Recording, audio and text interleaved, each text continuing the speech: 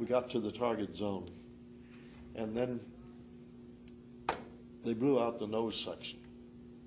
And when that happened, we lost our pressurization. The temperature outside was 58, inside was 70. When this happened, there was a transition. We went 128-degree temperature change like that. And I know there are people and doctors who say, well, you can't survive under that. Well, some of us did. And as to why, I don't know. You know, maybe if you're writing a good book, you say a miracle happened over Tokyo. But I can't explain how we did get through that. And the lack of oxygen at that altitude, you're sucking oxygen. And then you go into a state of denial. You know, you got two engines on fire and one feathered, and you don't want to admit that you're in the ultimate trouble. And so you try to maintain, you go into a state of denial. And then you say somehow, and I gave the captain of the plane, Snuffy Smith, I said, I had the coordinates written down here on my hand. I still write on my hand where we had a sub offshore. But I gave him a heading of 133 degrees. But by then we couldn't really steer. And somehow magically, while we were losing altitude, it was at a very small, plunge thing. And then we finally knew, and we were honest enough to say, we got to get out. We can't make it to the ocean. And so with that, the normal escape hatch up front would have been through where the nose wheel folds up into the plane. We would have dropped that and had about a 4 foot by 4 foot folded up and gone through there. Couldn't get the wheel down. So we were locked in there, we thought.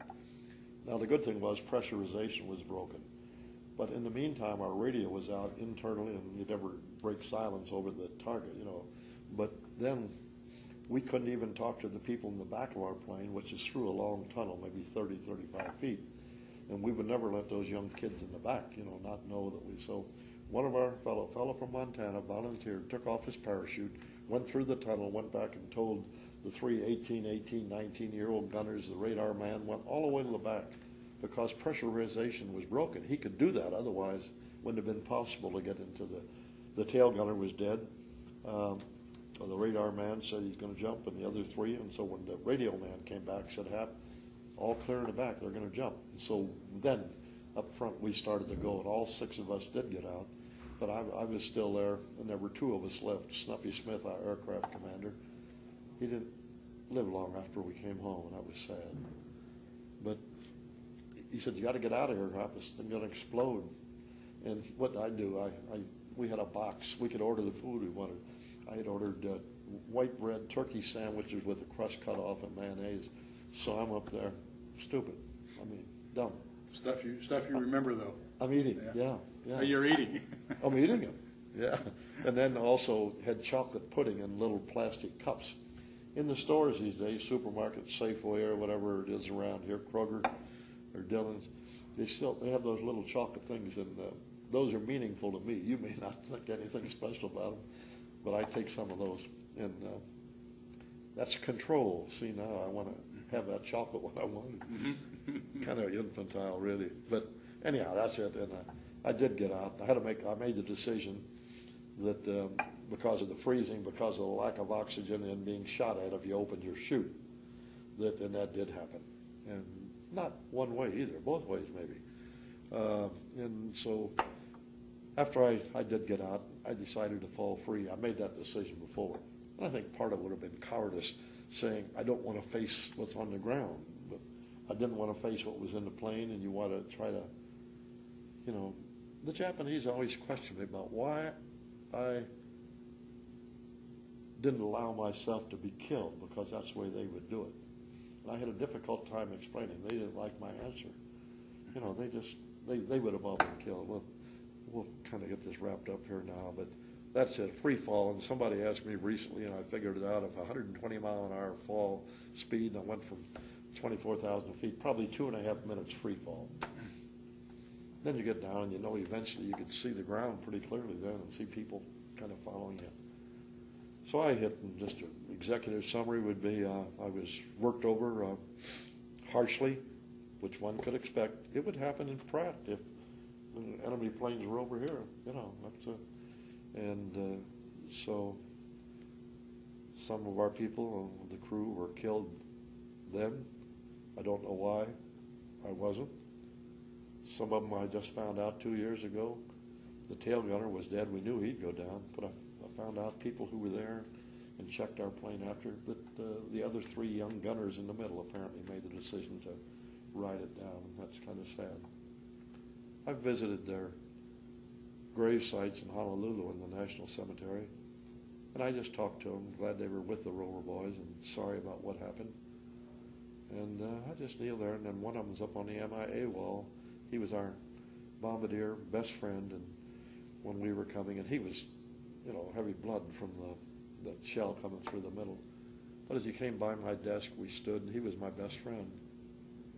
And we embraced, and he was covered, and he said, "I'll see you on the ground, Hap." And so now when I go back, I've been there 3 times in Honolulu, and I go up, and he's up on the wall here. I said, "Bobby, you were right. We see each other on the ground." And just about 3 weeks ago, his wife, whom I was trying to, called me. And so, I could update that. There's no good news. I can't change what happened. That's correct. That's correct. So we're running along here now. Yeah, and so the war ended. You were still in Tokyo in the prison camp. No, I was taken out of the cage on the 68th day when I was confined alone. And I was taken out after the fire raid, which was a significant thing over there. And when they took me out, they said, "Get your shoes." That automatically meant this was your final trip. And I was frightened all the time that I was there, and I prayed constantly. And that was my only outlet, to thinking that somebody knew where I was, and somebody in whom I had great faith. And so when they took me out that day, I thought, this is the final. And after that fire raid, I don't know if I mentioned or not, the next morning the fellow came in, a good, decent interpreter, and said, "Hap, here's what happened last night. And we had a staff meeting this morning, and the decision was made to execute you B-29ers. I think there were 5 of us, but we never knew definitely. We couldn't talk." And that's started that day. Then this day, taken out, I was loaded on a truck and taken up to a zoo. I've been back there 7 times, to Ueno Zoo on the north side of Tokyo, about 4 miles from the torture prison where I was, right downtown by the Emperor's Palace in the moat. Taken up there, and the 2 guards were pretty decent because there was no Japanese officer there. Actually helped me off, and I was in bad shape. And they kind of helped me climb a little hill. Maybe it was 2 degrees. And they had some compassion for me. And then they took me and took all my clothes and put me in the back door of a tiger cage with the metal bars up front. And then that afternoon, people marched by in the center of this building and could view us, and all my clothes off, and I had never ever had any water or soap or anything to wash with, and the bed bugs, lice, and fleas just totally saturated your body, and you're running, and so you're standing there. I think the message was the military were getting pressure from the civilians. Those B-29s are killing us, and stop them. And so they probably were saying, "Look at that B-29 guy, had a beard that long and hair and dirt and running swords." That was hard to maintain your dignity then, and I think it was a harsh thing to do. But anyhow, I was taken out, put in a prison camp, and for the first time I was with other B-29 people. None of us were POWs. We were all on trial for our lives and signed a statement. And there we spent time from, must have been April 1st. You don't have a calendar to watch and a pencil. Sometimes you lose track of time. Right. Other times certain guards would tell you, what it was. I think they were 18 hours ahead of Cincinnati. But you can go home mentally, which I did, and that's a dumb thing to do because a re-entry is very tough on you. You start all over.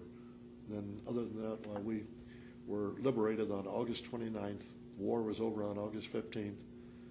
B-29s came over at low altitude and dropped food to us, 55-gallon drums, food, clothing, medicine. And they were supposed to be on skids with parachutes. I'd say 20% of the parachutes open, the rest of them were flying missiles. And for the first time, I got an air raid shelter in camp, which was exclusively Japanese officers. So I was down there. The food bombs were coming in, huh? Yeah, they went through the roof, and there were people hurt. Yeah, I'm sure. Anyhow, some of those 29s back, those were my buddies up there. I didn't know about Tinian, and I didn't know about Guam and all that stuff. Those were the 73rd guys. Right. God, it was really a wonderful experience. And then we were taken out. Marines came